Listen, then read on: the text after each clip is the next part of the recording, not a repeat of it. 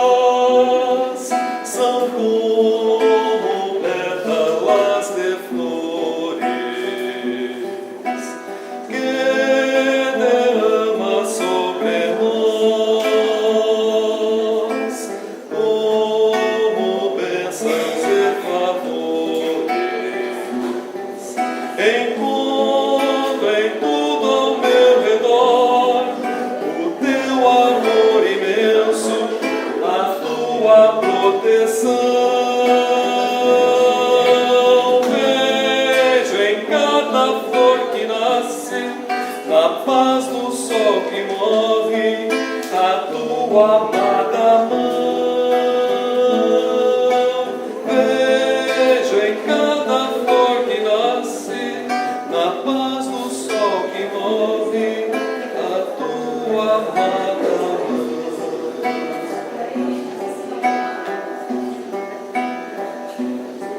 Senhor, as graças que nos dás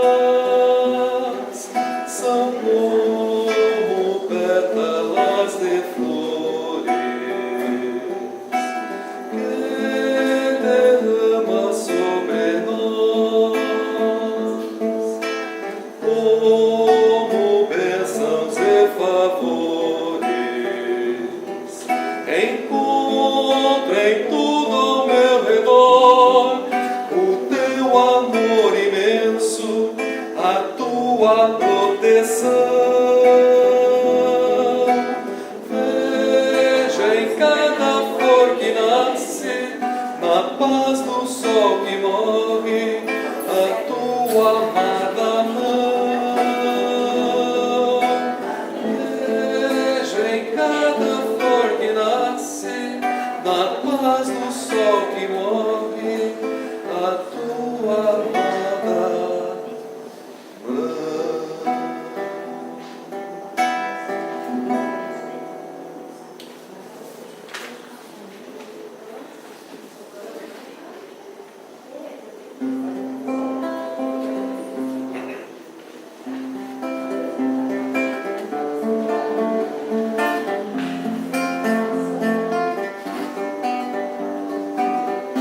Um abraço forte e terno é o que me faz lembrar desse nosso laço eterno que o tempo não destruirá. Amigo é alguém que sempre traz no coração consigo muito amor, muita paz. Eu sinto Jesus iluminando nossos passos nesta escuridão,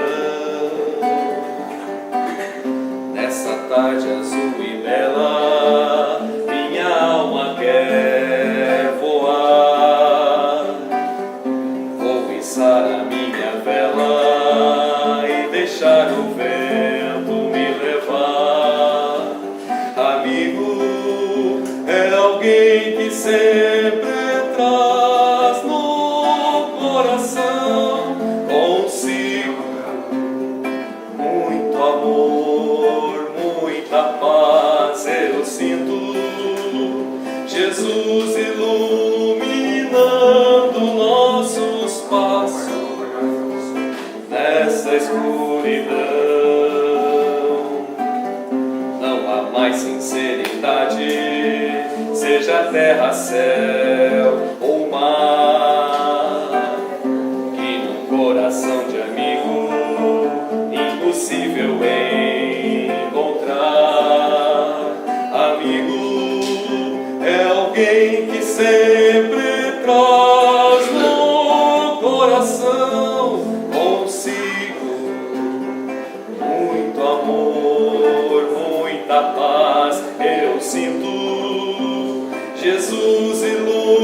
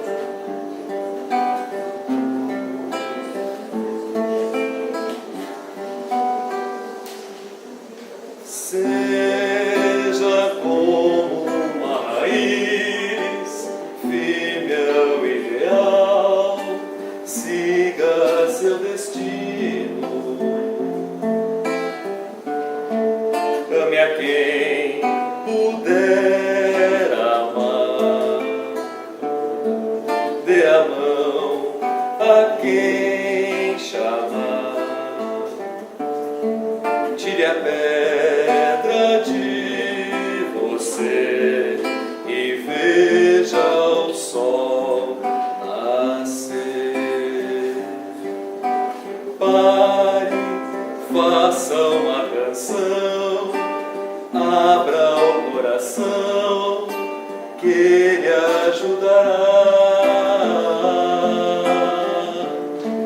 Veja como é linda a flor, sinta o cheiro do amor, seja irmão do seu irmão, Cristo é o nosso pão.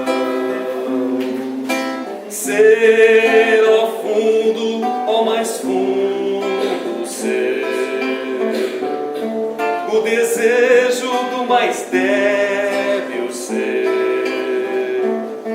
ter a paz que finge ter, o mais fundo inocente ser, ter alguém que pinte o sol, que acorde as manhãs, ver o artista que criou e amar como ele amou, e amar como ele amou. Então eu passo a palavra para o Wilson, né? Que vai nos falar sobre esse tema do Evangelho que é maravilhoso, né? O Sermão da Montanha.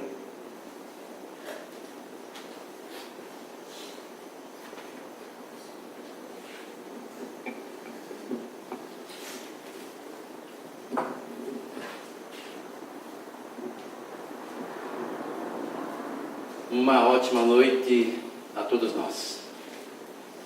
Do que trata o Sermão do Monte?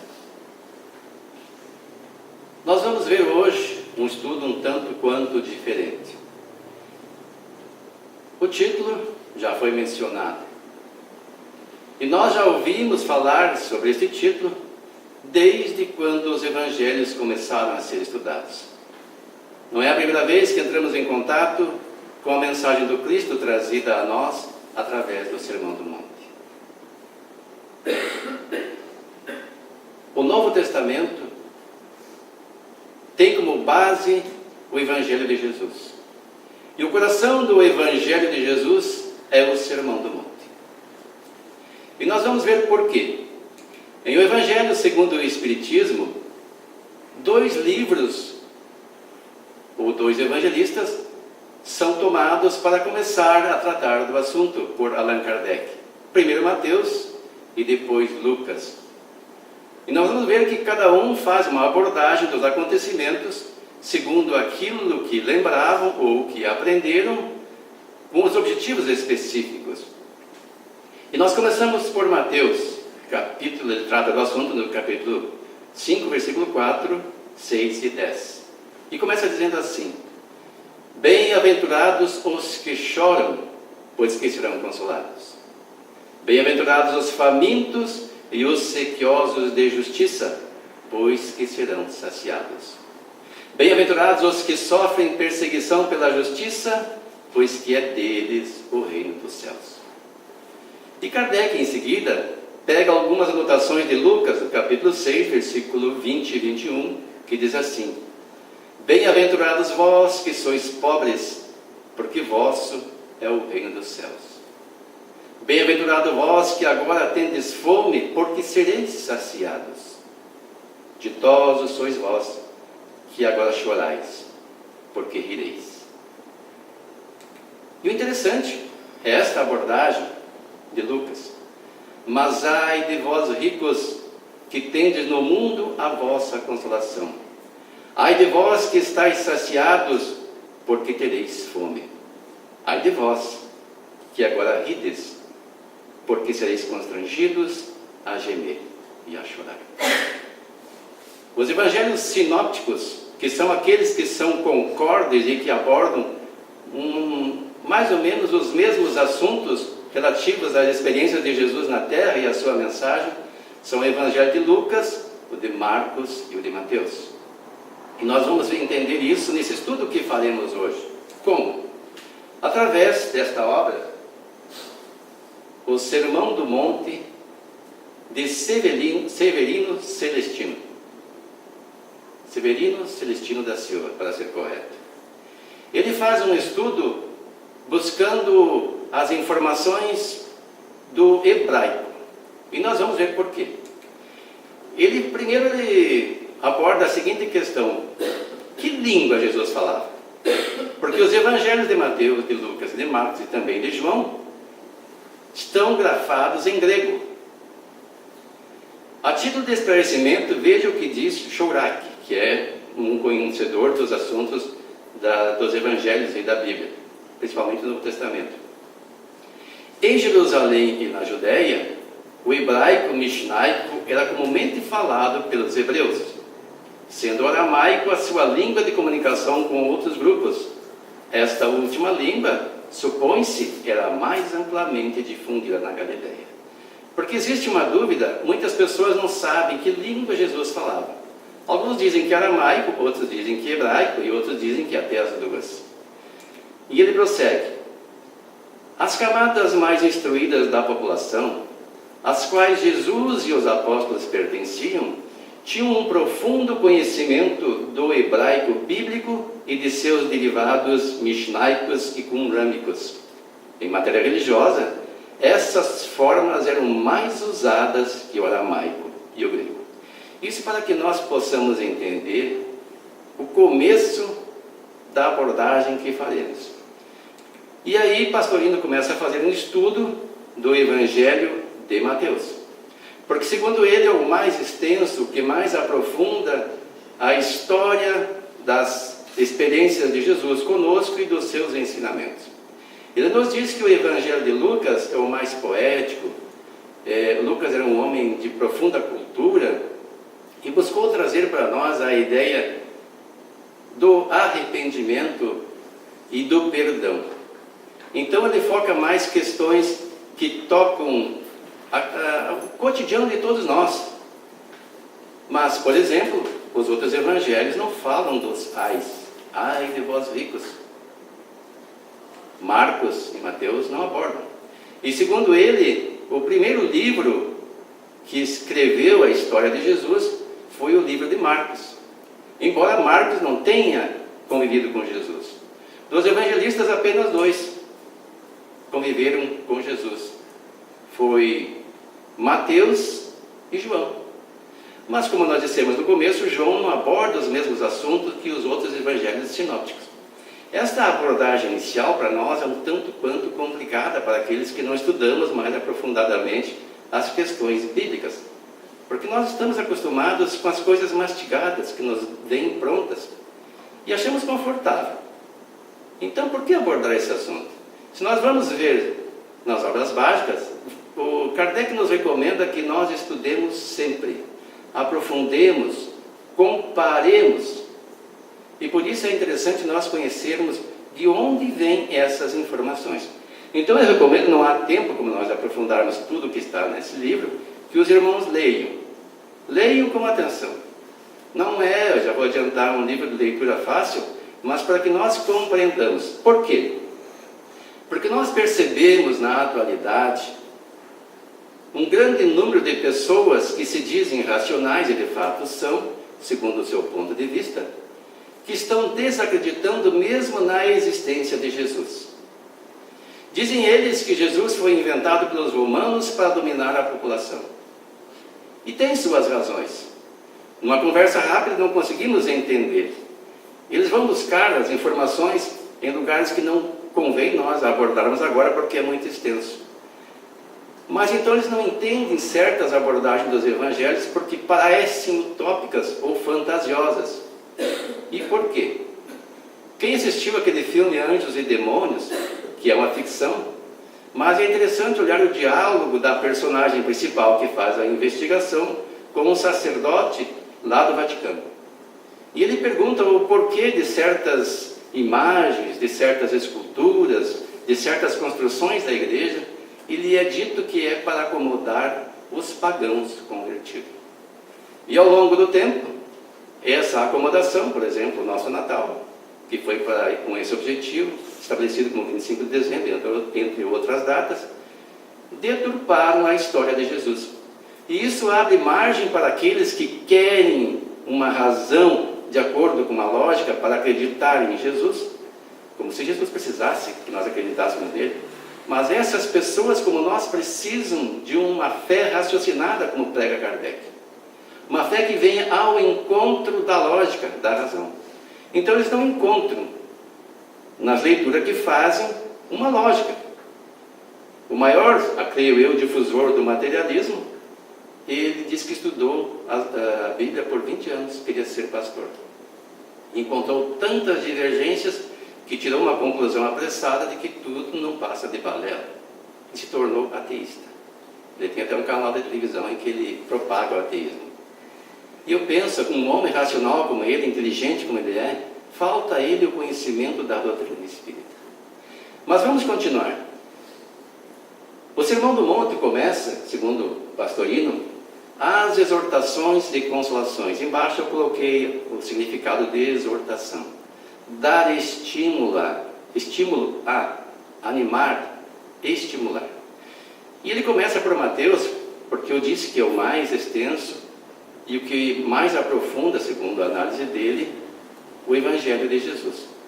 Mas ele vai buscar as informações do grego, que são os livros que ainda existem, e faz uma comparação com o hebraico, que é a língua que Jesus falava.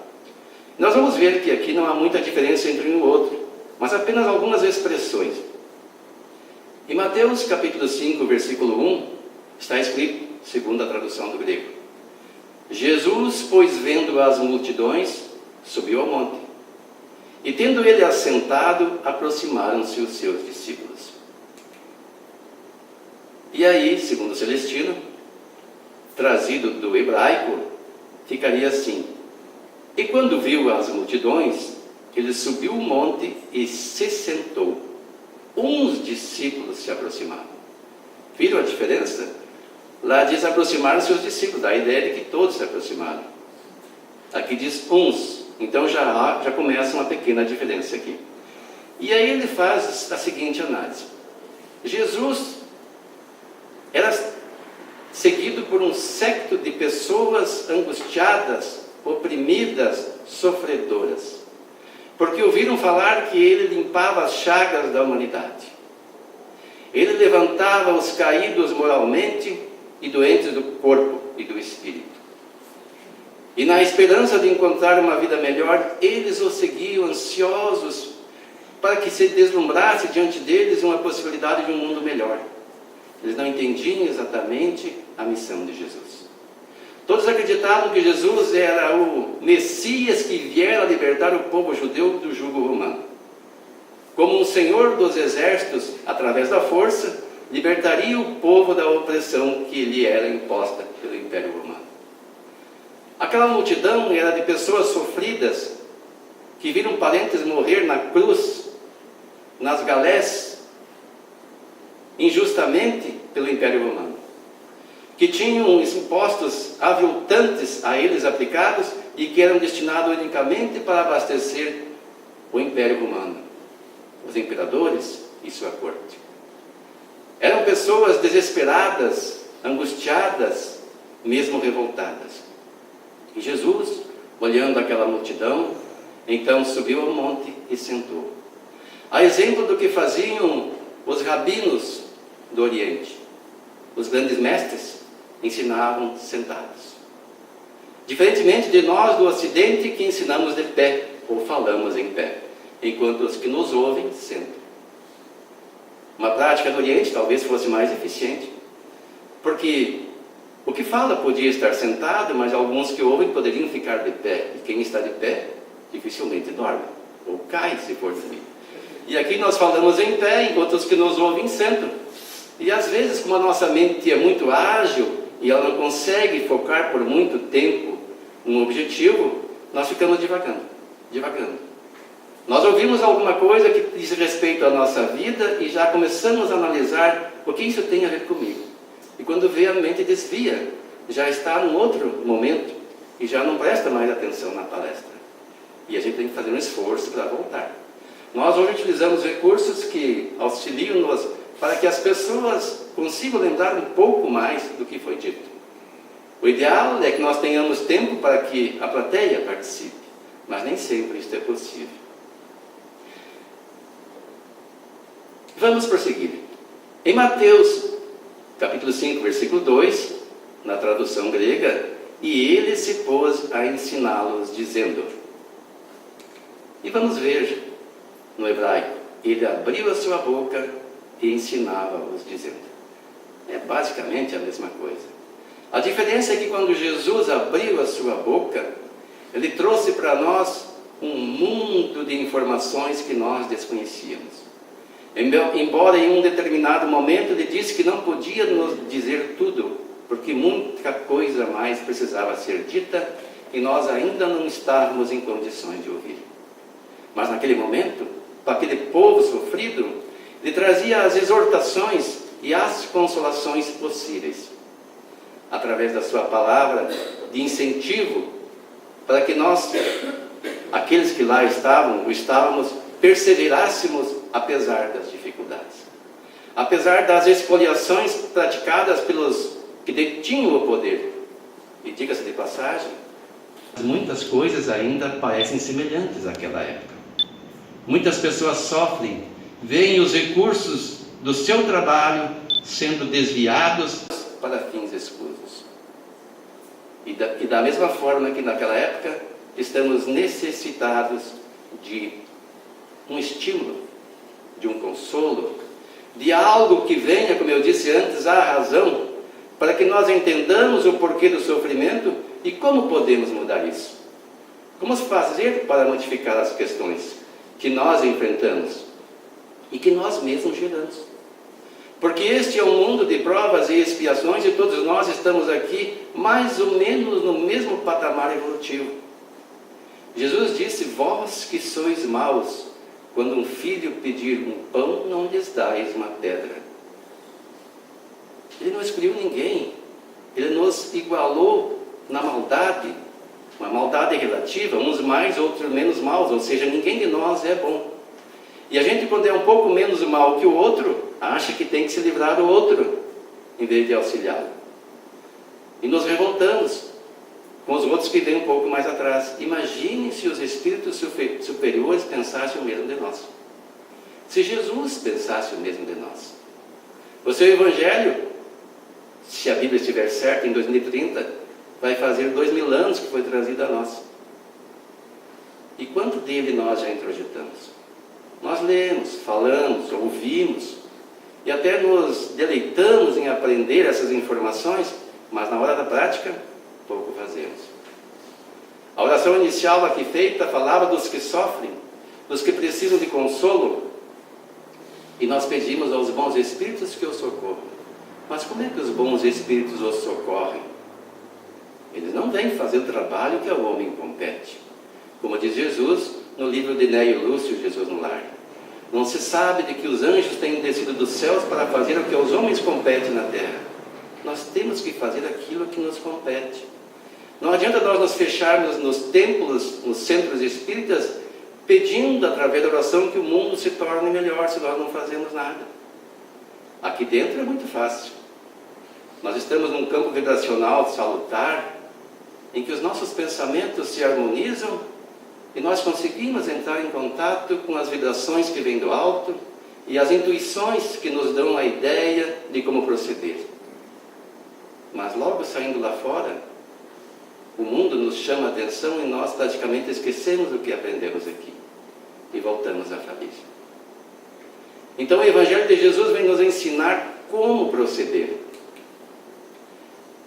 No versículo 3 do mesmo capítulo, segundo a tradução grega, diz: bem-aventurados os humildes de espírito, porque deles é o reino dos céus. E aqui começa um pouquinho a divergência entre o grego, que é o evangelho que nós temos hoje, e por isso a gente pode perguntar, mas então por quê? Vejam bem aqui a diferença. Segundo o Celestino, no hebraico, a palavra certa seria avante os humilhados de espírito, porque para eles é o reino dos céus. Lá está bem-aventurados os humildes de espírito. Uns dizem os pobres de espírito. Do grego a tradução melhor é humildes de espírito. Mas, segundo o Celestino, o certo seria avante. Porque ao ser traduzida a palavra avante do hebraico, foi traduzido para Makariori, se não me engano, Makariori é isso, que significa bem-aventurados. Mas na origem, no hebraico, não era este o sentido. E por que eu falei antes que é interessante nós termos estas informações?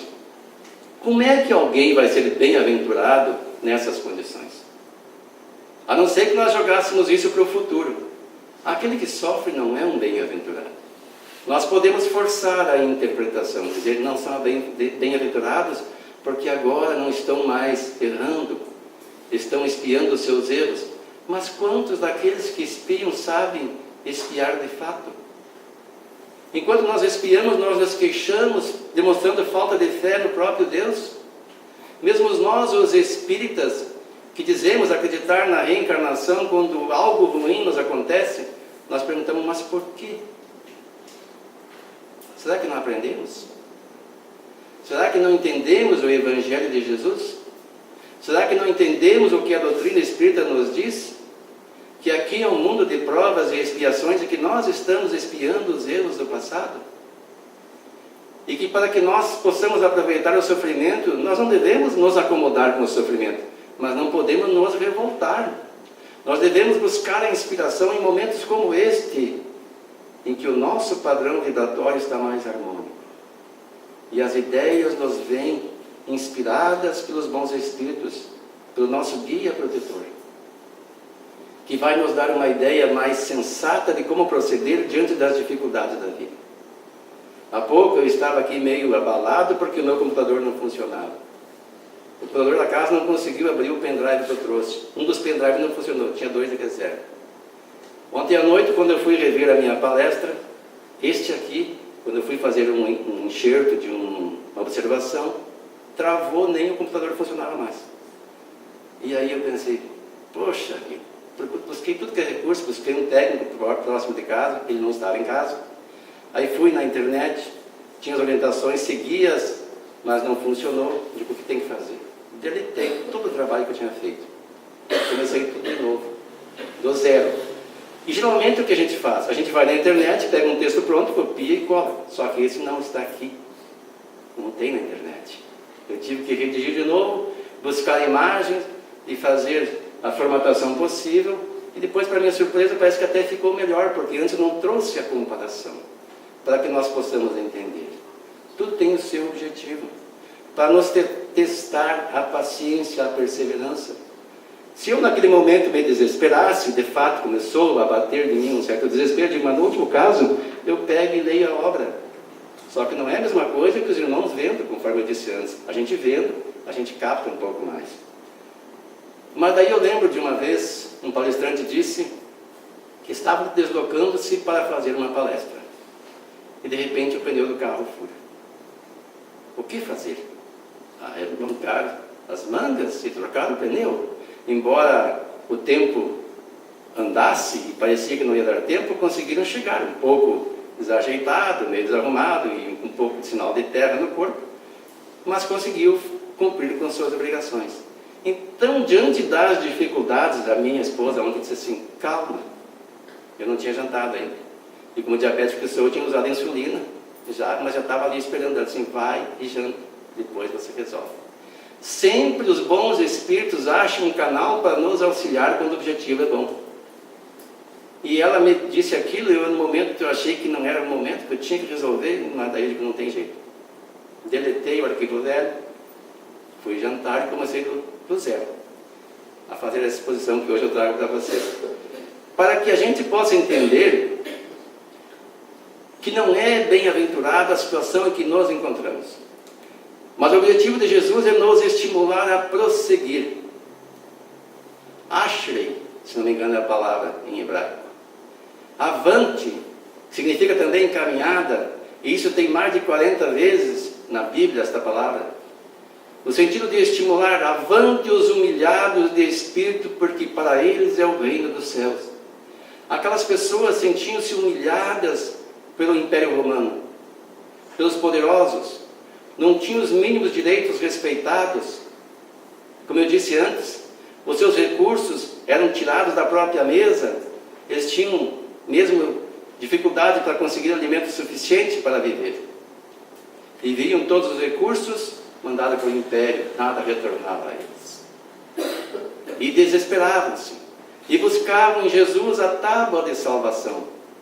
Jesus fez o que a eles competia, ele os estimulou a prosseguir. Apesar das humilhações, prossigam, porque para vocês é o reino dos céus. Mas que reino dos céus é este? É um lugar, como muitos irmãos de nós acham, o paraíso, onde vai estar Deus sentado num trono e as pessoas numa beatitude permanente, observando e louvando a Deus? Não, o reino dos céus está dentro de vós, disse Jesus. O reino dos céus é um lugar, ou um estado de consciência, em que as pessoas em maior número estejam de bem com a vida. Não estejam desesperadas, revoltadas diante das dificuldades, mas auxiliem-se uns aos outros. E ao ver alguém desesperado, faça como minha esposa disse: calma, janta e depois tu resolve. E as coisas se resolvem. Então nós temos alguém que nos apoia, alguém que está equilibrado. E se nós nos equilibrarmos, melhor ainda.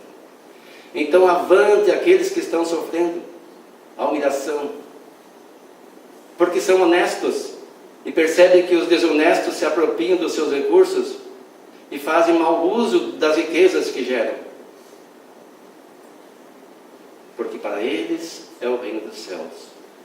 O reino da consciência tranquila, de poder encostar a cabeça num travesseiro e dormir em paz, porque sabe que está fazendo o melhor.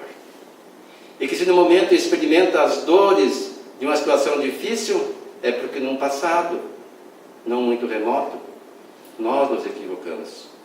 Nós mesmos somos participantes de uma sociedade doente, da qual nós muitas vezes compactuamos com ideias infelizes. E daí as consequências, as dores, o sofrimento. E aqueles que se revoltam e que não encontram um consolo, têm as dores ampliadas sem o efeito positivo, que é fazer com que a expiação nos torne melhores. Tornam-se revoltados, atribuem a culpa aos outros. Os outros é que são culpados. Eu não. Não há justiça. Então eu não acredito em Deus, porque Deus é justo. Se Ele me colocou aqui, porque nisso há justiça. Nós estamos no lugar certo, no ambiente certo. No versículo 4, bem-aventurados os que choram, porque eles serão consolados. Isso, segundo o grego. Segundo a língua que Jesus falava, avante os enlutados, porque eles serão consolados. A tradução de enlutados para o grego ficou que choram, porque de fato, quem está no luto chora. Mas segundo o Pastorino, ele faz nos pensar, nem todos os que choram são bem-aventurados. Há pessoas que choram de raiva, de ódio. Não é isso que a gente vê hoje em dia? Muitos de nós choramos de raiva, de ódio, porque os outros não nos compreendem, porque não fazem as coisas como nós gostaríamos que fizessem, mas nós fazemos as coisas como Deus e como Jesus nos orienta. Não que eles gostariam que nós fizéssemos, mas para que nós tenhamos uma vida equilibrada, tenhamos a experiência de vivenciar o reino de Deus. Então é mais lógico que Jesus tenha dito, avante os enlutados, porque havia muitos enlutados naquela época. Era muito difícil de encontrar uma família em que não tivera um dos seus morto pelo Império Romano, como eu disse antes, nas cruzes ou nas galés. E de forma injusta, diga-se de passagem. Pelo menos assim era o que o povo via. No versículo 5, bem-aventurados os mansos, porque eles herdarão a terra.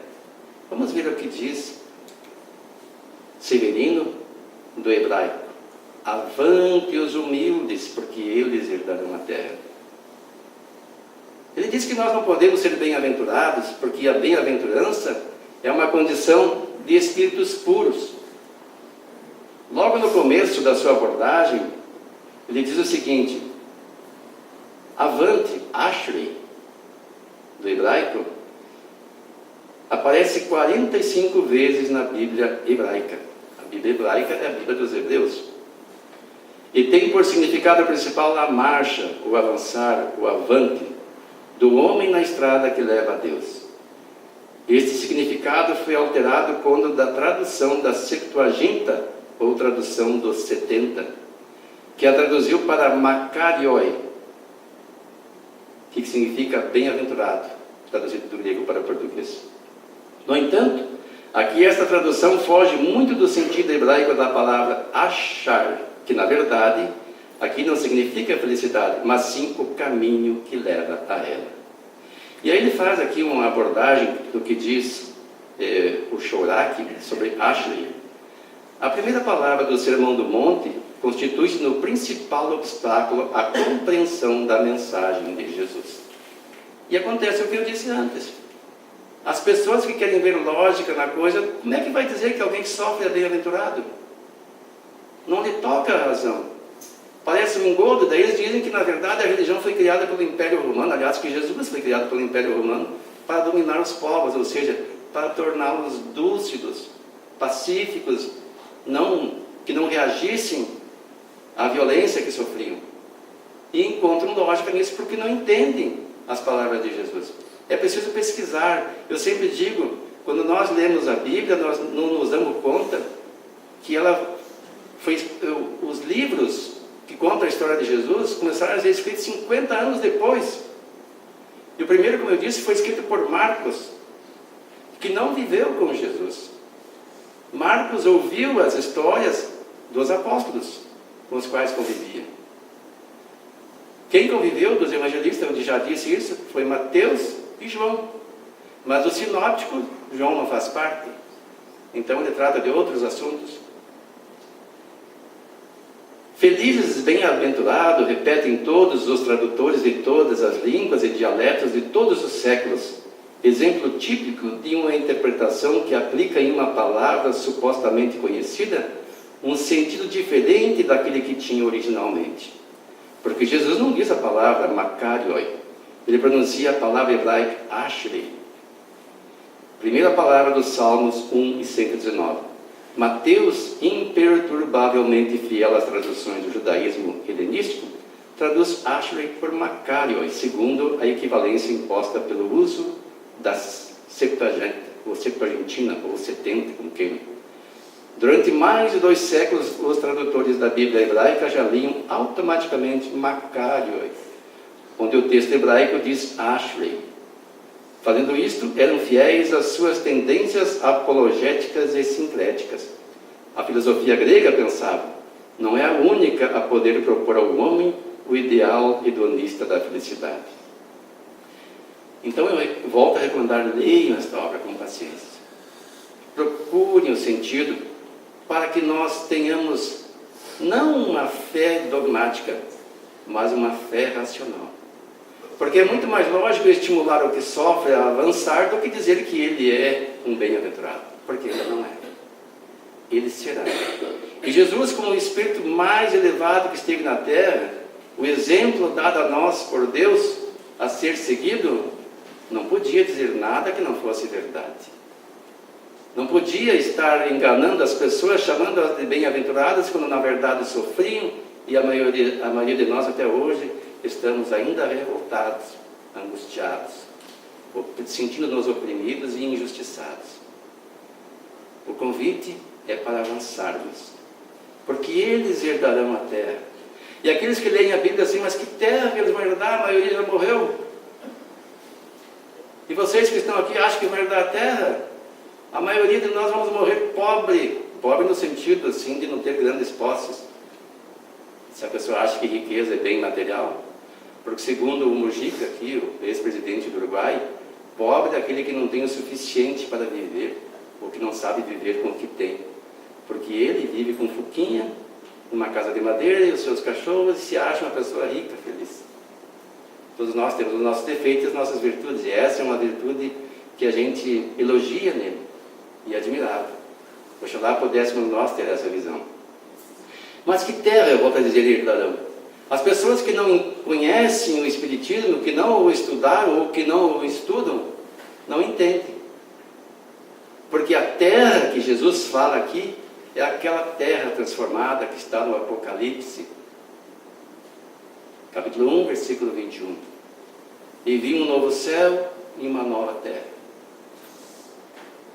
Esta terra que Jesus nos promete, aqueles que, apesar da humildade, seguirem adiante, ou seja, avante os humildes, porque eles herdarão a terra. Apesar da humilhação sofrida,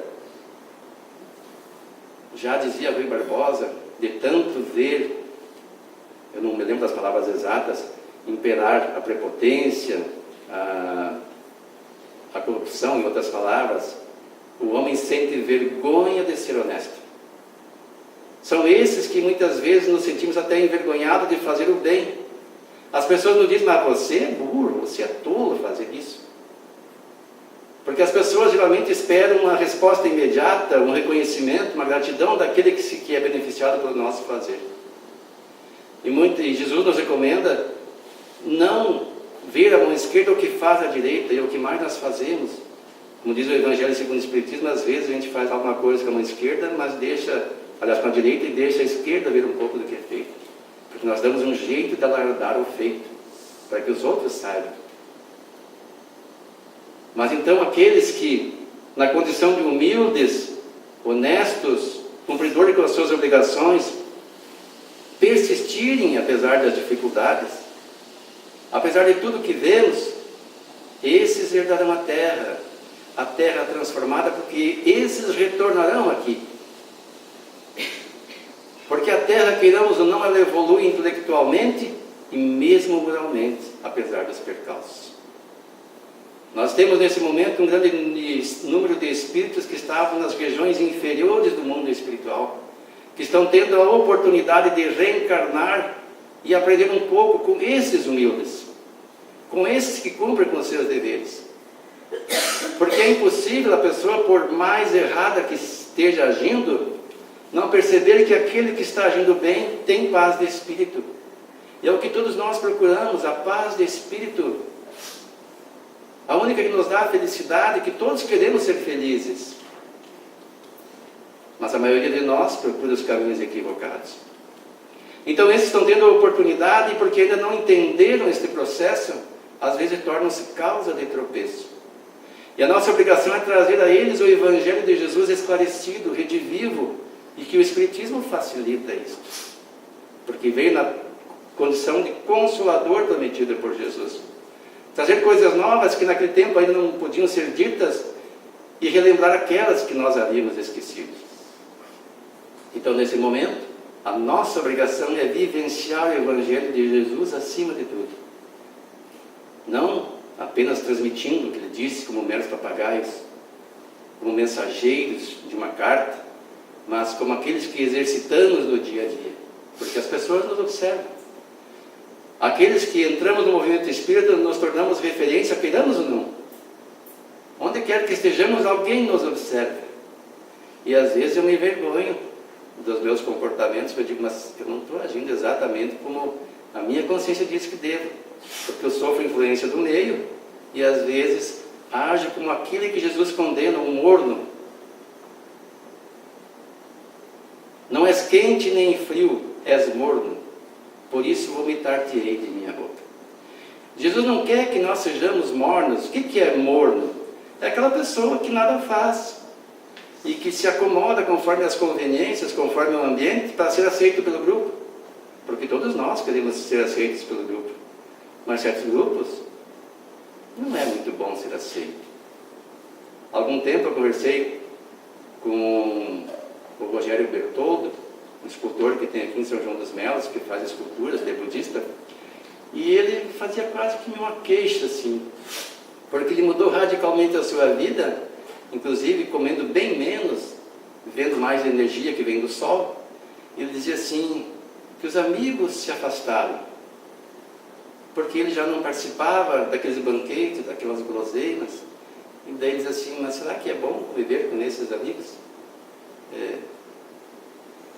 Qual é a perda? Nós queremos estar aceitos no grupo, mas muitas vezes nós temos que meditar. Se nós quisermos evoluir moralmente, ter condições vibracionais de continuar reencarnando numa terra transformada, que já está bem avançado este processo. A gente vê tudo meio bagunçado, mas uma casa de reforma assim se apresenta. E quanto mais próximo do fim da reforma, parece que maior é a bagunça, mas quando a gente menos espera, tudo está bonitinho, arejado, renovado. E assim vai estar a Terra. Porque aqueles que não acompanharem o progresso moral evolutivo suficiente para conviver entre aqueles mais equilibrados, irão, não por punição, mas por uma semelhança de vibração, ser recambiados para mundos inferiores, como era a Terra nos primórdios da sua evolução. Onde não há ainda a mínima ciência, as questões morais estão muito atrasadas, se é que algumas há, e com o conhecimento que têm, apesar de não praticarem, eles auxiliarão este povo, pelo menos intelectualmente. E ao longo do tempo, também evoluirão moralmente. São irmãos nossos, até adquirirem condições de retornar à terra prometida. Porque Jesus disse: nenhuma ovelha que o Pai me confiou se perderá. As ovelhas podem até se desgarrar por algum tempo, mas não ficarão perdidas para sempre. Porque Deus nos oportuniza sempre meios de recomeçarmos. Claro que o recomeço é mais sofrido, as condições não são tão favoráveis quanto agora. Então, apesar do sofrimento, Jesus nos conclama: avante, porque os humildes, esses herdarão a terra, uma nova terra, um novo céu. No versículo 6, bem-aventurados, segundo o grego, os que têm fome e sede de justiça, porque eles serão fartos. E segundo o hebraico, avante os famintos e sedentos de justiça, porque eles serão saciados. E é o que nós vemos. A maior parte da população está faminta e sedenta de justiça. Porque nós nos sentimos injustiçados. Nós achamos que não nos é dado aquilo que nos é de direito. Nós achamos que o nosso trabalho não tem a recompensa que nós gostaríamos que tivesse. Mas será que nós recompensamos aqueles que também trabalham para nós da mesma forma como nós gostaríamos de ser recompensados? Quando nós contratamos alguém para fazer um reparo, a gente avalia quanto eu cobraria para fazer esse serviço, ou será que a gente procura quem será que está mais necessitado e faz por menos? Nós nos preocupamos com a segurança daquele que está muitas vezes pendurado numa escada, sem os EPIs, o equipamento pessoal de segurança adequado. E se ele cair e se acidentar? Estava trabalhando para nós. Ainda bem que existe a lei trabalhista que protege essas pessoas, mas a maioria das pessoas não estão muito preocupadas com isso. Então essas pessoas hoje em dia são exploradas, ou somos exploradas. E se nós não acreditarmos nas palavras de Jesus, se nós não persistirmos em agir corretamente, podemos esmorecer e retardar o processo. Porque a Terra não vai se transformar por um processo mágico. Ela só se transformará no mundo de regeneração quando um número expressivo de pessoas transformar-se em pessoas de bem. Não vai ser um processo mágico. Então depende de nós. E se os outros avançarem e nós não, pior para nós. Não vamos poder continuar a nascer aqui. Mas segundo a obra A Caminho da Luz, não é para nós nos assustarmos. Porque a maioria de nós age como boi de manada. Nós seguimos os líderes. Os líderes nos dizem, age assim, e fazem, todo mundo aplaude e vai atrás. E nós fazemos o mesmo. Quando esses que atrasam a marcha evolutiva moral da população forem afastados, então nós não teremos referências projetadas para seguirmos. Nós teremos as referências daqueles que agem bem. E eu vejo um grande número de jovens que superam os ensinamentos que os pais lhe dão nas questões morais, nas questões de fraternidade, de empatia, e que pensam diferente. E a maioria deles são pessoas mais ou menos abastadas, mas estão preocupadas com o povo. Ainda não estão exatamente como um espírito superior, mas estão a caminho. A gente vê que são espíritos de bom coração, que procuram fazer o melhor. E esses, aliás, acho que foi o Paulo que sugeriu um vídeo na internet que 5º Congresso Espírita do Rio de Janeiro, 3h40, me deu trabalho sábado de assistir tudo e ainda repeti várias vezes para fazer algumas anotações. Eles nos alertam de que nós devemos olhar melhor os jovens, principalmente nós os espíritas. Porque entre esses jovens, ele disse, se não me engano foi o Haroldo que falou, não estão nascendo apenas espíritos dentro do espectro autista, que é aquele no qual eu me coloco, mas espíritos de luz, missionários que vieram para alavancar o progresso da Terra, para nos ensinar. E o André Trigueiro disse que um departamento de comunicação que não tem alguém com menos de 15 anos não está realmente se comunicando. Por quê? Porque esses jovens de 15 anos, nessa faixa etária um pouco mais, um pouco menos, nos dão um show no domínio da informática. Olha aqui. Então eles pegam rapidamente, eles percebem como é que funciona. Eu não sei como é que é o processo. Às vezes eu penso, numa justificativa das minhas dificuldades, que quem paga é o pai, né? Então eu não estou muito preocupado. Mas isso aqui é uma desculpa esfarrapada. É que eles têm intelecto mais adiantado, são espíritos mais avançados. Já aprenderam antes de nascer. Eles nascem sabendo. O nosso neto lá com um aninho e pouco já sabia instalar programa e desinstalar outros para conseguir memória no celular. Muitas vezes adultos não sabem.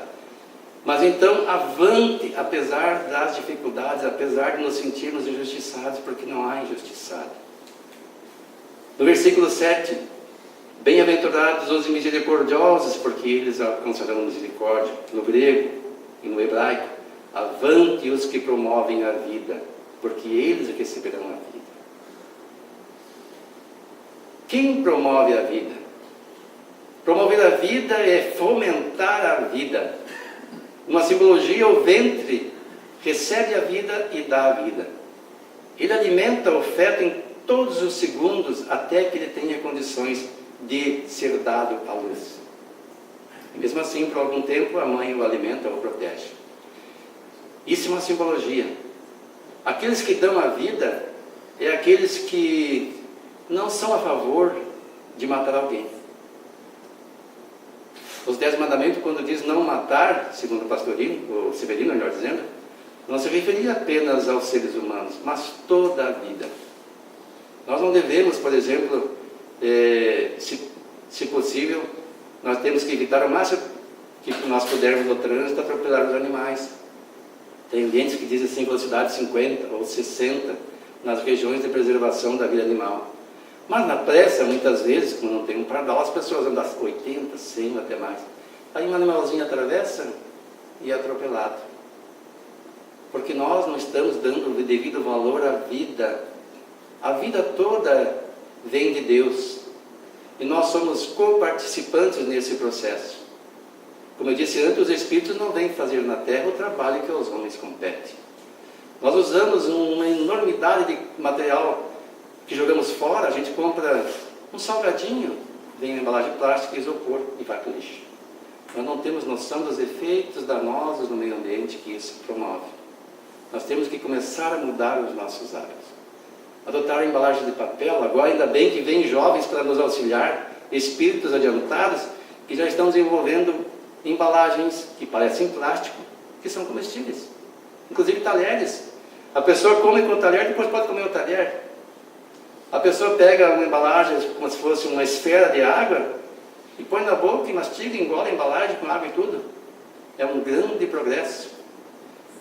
Já estão trabalhando com as nanopartículas para preservar alimento sem estragá-lo e sem contaminá-lo, sem fazer mal à saúde.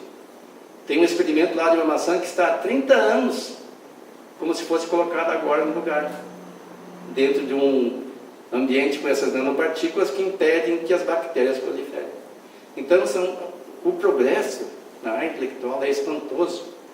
Na medicina, nas áreas da ciência, da arquitetura, na indústria. E tem uma mensagem lida nesse congresso, que eu acabei de mencionar, que diz que espíritos luminares, como José do Patrocínio, estão sendo inseridos no nosso meio político para ajudar o Brasil em especial, para que a terra do Cruzeiro não pereça, para que continue com a sua missão de pátria do Evangelho, porque esse é um momento de grande turbulência na nossa pátria. E nós temos que agir como esses que Jesus recomenda, seguir avante. No versículo 8, bem-aventurados os limpos de coração, porque eles verão a Deus, do grego, do hebraico, avante os puros de coração, porque eles verão a Deus. Aqui não há muita diferença. Os limpos e puros é quase a mesma coisa. Quem são os puros de coração? São aqueles que não têm maldade, mas Jesus nos recomenda sermos mansos como as pombas e prudentes como as serpentes. Ser puro de coração não significa ser ingênuo. Nós temos que tomar os cuidados necessários, porque o mundo tem as suas exigências. Nós devemos ser precavidos. O Simval sabe, né, Simval? O Simval toma suas precauções hoje, que há pouco tempo não tinha, e sofreu as consequências. Não podemos ser ingênuos, os Espíritos nos protegem. A propósito, vou pegar o gancho. Eu vejo frequentemente aqui senhoras deixando suas bolsas em cima das cadeiras e tomar o passe. Qual é o problema de levar a bolsa para lá? Aqui é uma casa espírita. Aqueles que estão no movimento espírita pressupõem-se não vão furtar as bolsas. Mas é um ambiente público. Qualquer um entra. Há pouco tempo um irmão menos instruído que nós fez um furto no prédio ao lado e passou por dentro aqui. Depois nós viemos ser cobrados pelo vizinho, um tom meio exasperado, porque deixamos ele passar. Mas nós nem sabíamos quem era. Então tem que tomar cuidado, não deixem as bolsas aqui. Nós não podemos alguém ficar cuidando, porque tantas bolsas nem sabemos de quem é, qualquer um pega e leva. Então nós temos que ser prudentes como as serpentes e mansos como as pombas. E não ingênuos. Versículo 9. Bem-aventurados os pacificadores, porque eles serão chamados filhos de Deus. Avante os que fazem a paz, porque eles serão chamados filhos de Deus no hebraico. É praticamente a mesma coisa. Eu vejo manifestações nesse momento do nosso país, tanto de um lado como do outro, de pessoas extremadas, extremistas, que me choca.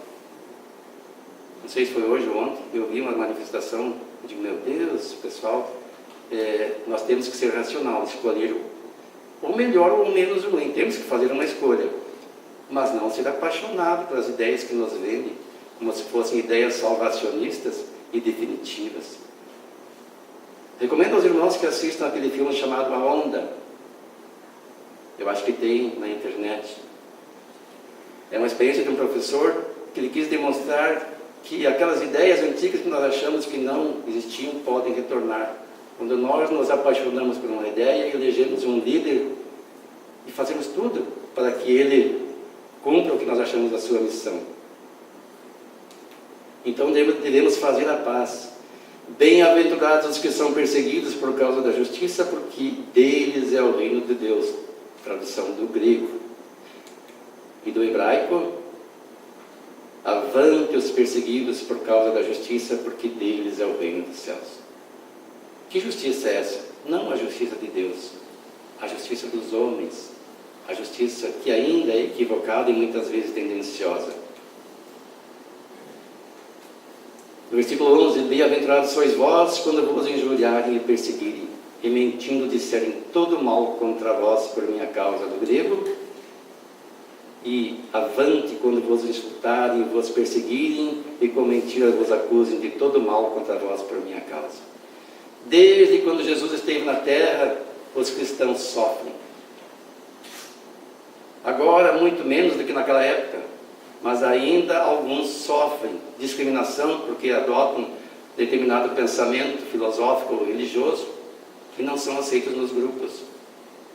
E muitos até sofrem calúnias, são perseguidos. No versículo 12, alegrai-vos e exultai, porque é grande o vosso galardão nos céus, porque assim perseguiram aos profetas que foram antes de vós, do grego. E exultai-vos e alegrai-vos, quase a mesma coisa, grande será a vossa recompensa nos céus, porque assim perseguiram os profetas que vieram antes de vós. A diferença é que aqui fala, porque assim perseguiram os profetas que foram antes de vós. E aqui fala dos que vieram antes de vós. Porque assim como perseguiram os profetas antes de Jesus, e também o perseguiram o próprio Jesus. Tanto que o levaram a madeira infamante e o crucificaram, injuriando-o. Ele que era o madeiro verde, o tronco que produzia, e ele dizia: quem dirá daqueles galhos secos que somos nós? Então, exultai-vos e alegrai-vos, grande será a vossa recompensa no céu. Que céu? O céu interior, o céu da paz de consciência, o céu da certeza de ter cumprido com a sua obrigação, de ter ouvido Jesus no Sermão do Monte e reflexionado sobre o que ele dizia para nós. Qual o sentido das suas palavras? Tem lógica? É consoladora? É esperançosa? Nos estimula, nos concita a seguir adiante? Qual a recompensa que teremos? Se não tivermos a recompensa dos homens, teremos pelo menos, e isso é certo, a recompensa de uma consciência tranquila. E a condição de espíritos mais harmonizados com as leis de Deus, capacitados para vivermos o reino dos céus muito mais breve do que nós esperamos. É preciso começar, é preciso reflexionar, é preciso agir, é preciso perseverar. Recomendo mais uma vez, leiam Jesus no Lar, de Neio Lúcio. A gente vai ver que os próprios apóstolos tinham dificuldades, mesmo convivendo com Jesus. E nós que agora temos o seu Evangelho, podemos nos inspirar nas palavras do Mestre para prosseguirmos avante, apesar das dificuldades, na certeza de que o reino dos céus prometido por Jesus não é uma quimera, é uma condição que todos nós vamos alcançar mais cedo ou mais tarde. Muito obrigado pela atenção. Então nós agradecemos a exposição do Wilson, reflexão sobre o Sermão do Monte, que Jesus nos deixou, que nós possamos então fazer uma reflexão desta noite de hoje, de tudo que nós escutamos, desses estudos, esforços do nosso irmão Wilson, e que Deus o abençoe e abençoe a todos nós. E eu convido então a todos os irmãos que possamos elevar o nosso pensamento a Deus em orações, agradecendo por esse momento de luz que temos na nossa vida. Que possamos refletir sobre os nossos atos, se estamos buscando seguir Jesus. Ele que nos amou, que nos perdoou, que deixou o seu legado, para que nós também pudéssemos compreender as leis de Deus. Que nós possamos receber a tua luz, as tuas bênçãos, o fortalecimento do nosso espírito, para vencermos a nós mesmos, as dificuldades criadas por nós no pretérito, para que o nosso futuro seja um futuro de luz e de muita paz no nosso coração, consciência tranquila, ajudando os nossos irmãos que precisam de nós. Te agradecemos, Senhor, pela nossa saúde, pelos nossos familiares, por aqueles que compartilham a vida conosco, nas alegrias e nas tristezas. Que a tua luz, Senhor, console aqueles que estão doentes num leito de hospital, por aqueles que sofrem nas prisões, pelos abandonados da sorte, nos asilos, nas ruas, aqueles que não têm lar. Que os Espíritos do Senhor possam fazer com que estes irmãos voltem-se para Deus e reflitam sobre si, para que possam mudar o rumo das suas vidas. Obrigado, Senhor. Obrigado, Jesus. que a tua paz permaneça com todos nós. Que possamos ter um bom retorno aos nossos lares. E assim seja. Aqueles irmãos que necessitarem do paz, que possam ficar em silêncio, em oração, e todos serão atendidos. E aos demais que não necessitarem, um bom retorno ao seu lar.